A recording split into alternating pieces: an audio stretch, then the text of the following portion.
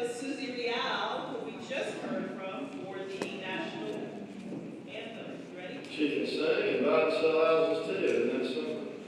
Heck of a deal, man. I'm not this short. Thank you. Hey, I'm Susie. How's it going? Woo!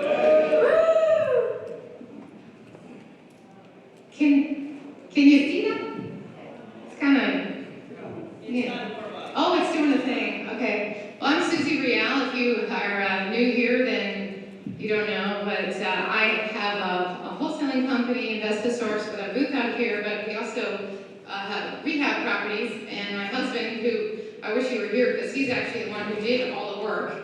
Well, he didn't do all the work. He bossed everybody around and told them what to do, but he's the one who came up with the design, and also I'm going to try to walk you through this deal that we rehabbed in the fall. It's in the Domrick Estates area up in Maitland. It's a very nice, pretty area, great schools, beautiful neighborhood. And we bought it in August as a HUD deal. It was a HUD listed property. They were asking around 240, I think, 238 it was, and we came to an agreement at 205 and picked it up, but the comps were like 330. This is a slideshow. And these are some before and after pictures of the property. The yard was completely dried up and dead, and all the palm trees were overgrown, and it's a little hard to see here, but we ended up re-landscaping, resodding, and so on. And it had this ginormously huge pool in the backyard that I came to find out, some of you probably know, I guess you can't build pools that big anymore. And so it was huge, and everybody thought that was great, but on the top picture you can see it was green and neglected and it needed to be resurfaced and restored, so we did all that. We ended up restructuring a little bit on the inside. What's great about this property is that this was not a property that needed like $50,000 worth of rehab. What was cool about it is that somebody evidently tried to rehab it like 3 years ago and I guess ran out of money, I don't know what, but this house was awesome except for a few things. And we spent less than $20,000 on the rehab. You'll see, hold on. So you see on the wall there, we knocked out the wall and opened things up and then put in those, see over the fireplace, there's those little, what do you call it, those things? Those things, yeah. So we put those in as accents. The kitchen, I guess I didn't give you a good shot. And then we knocked out, see the wall, see I was opening there on the top picture, but then we closed that off and moved things. So that we did a little bit of stuff like that. But the kitchen was already gorgeous. It had fabulous cabinets, granite countertops, the whole place was tiled. We just replaced the appliances, put in a new black backsplash, moved the walls, texture painted. Let me see, what else did we do? And Sandra was asking, why is this a no-brainer of a deal? Was because it already had great features. That looks really weird in the picture. Are those discount lights? Yeah, I know. It smells so good. Okay, just ignore the chicken pox there. But that's actually a shot. Okay, you totally are messing me up. That was a shot of this huge addition that was put on the house, legally and permitted years ago before we bought it. It was a ginormous, I know that's not a word. It was a very large master bedroom, huge, and had this great closet, had a jacuzzi tub with the super massage jets and color changing lights. It was already there. It's like awesome. Beautiful sinks, beautiful everything, separate shower, all this great stuff. It was already done.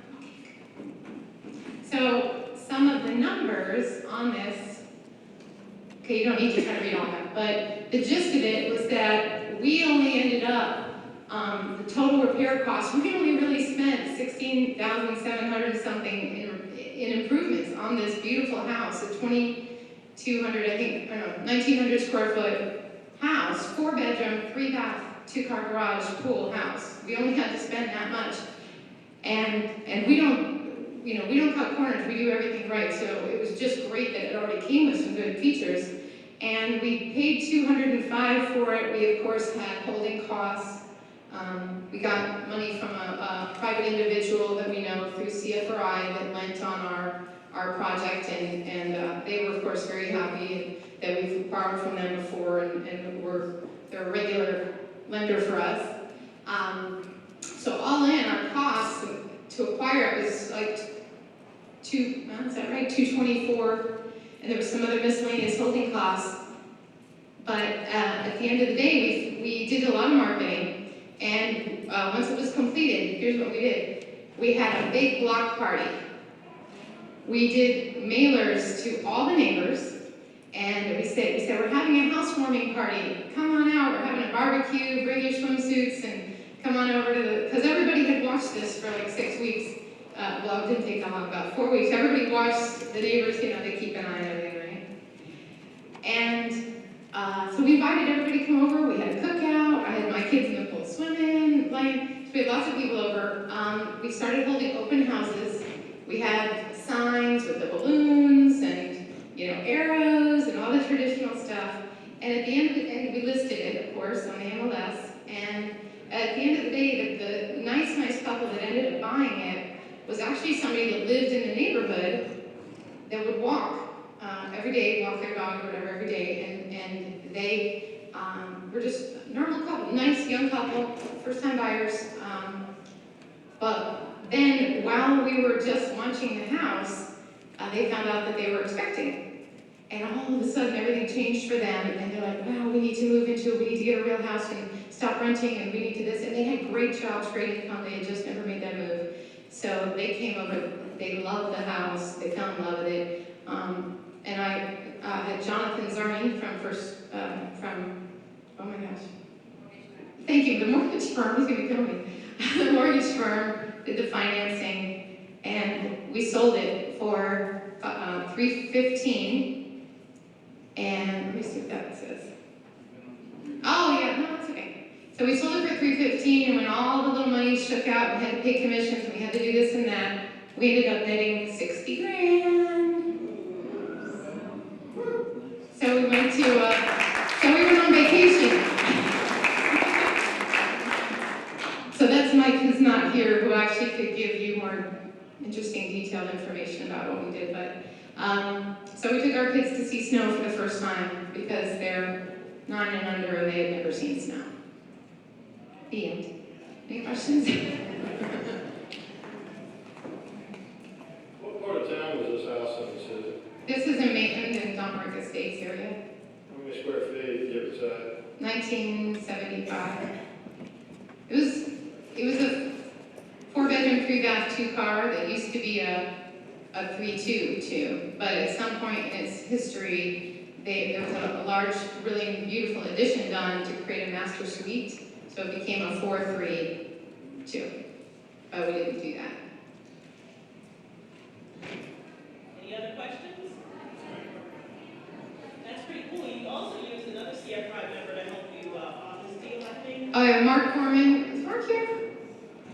Mark Gorman's Home Inspections, we've used him because he's also a general contractor, so we've used him to pull permits and do things, and we've referred him for inspections and such a number of times. So that was also great.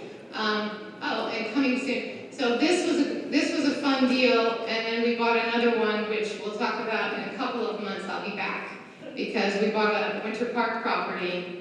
That's our biggest job that we've done yet, and that's on Lake Sioux Drive, so that'll be coming soon. And that's getting completely renovated, like $100,000 plus Let me ask renovation. you, this one you got through HUD, right? Right. Did you find that process being easy, or was it a little bit difficult, or? We buy HUD homes all the time for wholesaling or for our own portfolio, or for rehab if we can find that the numbers work. And it is challenging right now to have the numbers work to pick up a rehab safely. But yeah, it was very easy actually. It was all on the website, and now we know everybody down at the HUD office, the closing offices. So yeah, it was